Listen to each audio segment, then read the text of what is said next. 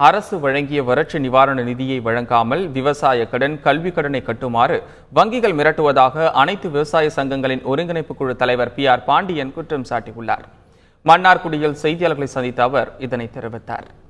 வங்கிகள் தனக்கு சாதகமாக பயன்படுத்திக் கொண்டு விவசாயிகளுடைய வங்கி கணக்குகள் முடக்கப்பட்டு ஏற்கனவே இருக்கிற வங்கி கடன், விவசாய கடன், கல்வி கடனை கட்டினால்தான் நாங்கள் இந்த தொகையை உங்களுக்கு விடுவிப்போம் என்று வங்கிகள் மிரட்டி கணக்குகளை முடக்கி வைத்திருக்கிறார்கள்.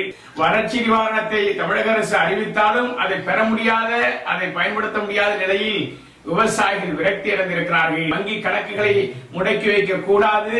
இதனை வலியுறுத்தி நாளைய தினம் மாவட்ட ஆட்சியரிடத்திலே மனு கொடுக்க இருக்கிறார்கள்.